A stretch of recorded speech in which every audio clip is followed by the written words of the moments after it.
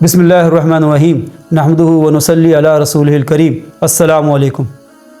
بیت المقدس کی فتح کے زمرے میں علامہ ابن کثیر رحمۃ اللہ علیہ اپنی تاریخ بدایہ و نہایہ میں حضرت عمر رضی اللہ تعالیٰ عنہ کا ایک واقعہ لکھتے ہیں۔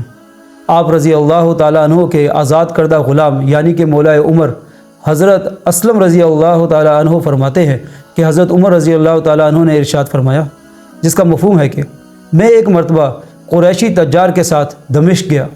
کسی کام کی وجہ سے اپنے قافلے سے کچھ پیچھے رہ گیا۔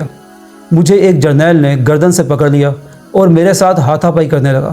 وہ مجھ پر غالب نہیں آ سکا، لیکن اس نے مجھے ایک گھر میں داخل کر دیا۔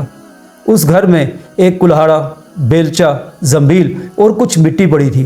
اس نے مجھ سے کہا کہ ان چیزوں کو اس جگہ سے اس جگہ تک منتقل کر دو، اور گھر کو باہر سے بند کر کے چلا گیا۔ حضرت عمر رضی اللہ تعالیٰ عنہ فرماتے ہیں کہ میں نے کوئی کام نہیں کیا اور میں سوچ میں پڑ گیا۔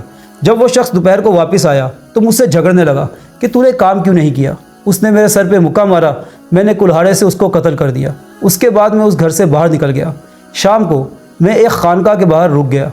اندر سے ایک راہب باہر آیا، وہ مجھے اندر لے گیا۔ اس نے مجھے تحفہ دیا، کھانا کھلایا اور مجھ سے میرے بارے میں سوال کرنے لگا۔ جب میں نے اسے اپنا معاملہ بتایا تو وہ کہنے لگا کہ نصارہ اس بات کو جانتے ہیں کہ ان کی کتاب کو کوئی مجھ سے بہتر نہیں جانتا، اور مجھے لگتا ہے کہ تم وہی شخص ہو جو ہمیں ہمارے اس ملک سے نکال دے گا، چنانچہ تم مجھے ایک امان کا پروانہ لکھ دو۔ حضرت عمر رضی اللہ تعالیٰ عنہ فرماتے ہیں کہ میں نے اس سے کہا، یہ آپ کس طرف چل پڑے، میں آپ سے کچھ اور بات کر رہا ہوں۔ بہرحال وہ شخص مجھ سے ضد کرتا رہا، حتیٰ کہ میں نے اسے امان کا پروانہ لکھ دیا۔ جب حضرت عمر رضی اللہ تعالیٰ عنہ نے بیت المقدس کو فتح کیا تو وہ شخص جابیہ میں رکا ہوا تھا۔ وہ راہب آیا اور آپ رضی اللہ تعالیٰ عنہ کو وہ پروانہ امان دکھایا۔ آپ رضی اللہ تعالیٰ عنہ نے اس پروانے کو قائم کیا کہ کوئی اس کی خانقاہ کو نہیں گرائے گا، جو وہاں سے گزرے وہ اس کی دعوت کرے اور اس کو صحیح راستہ بتائے۔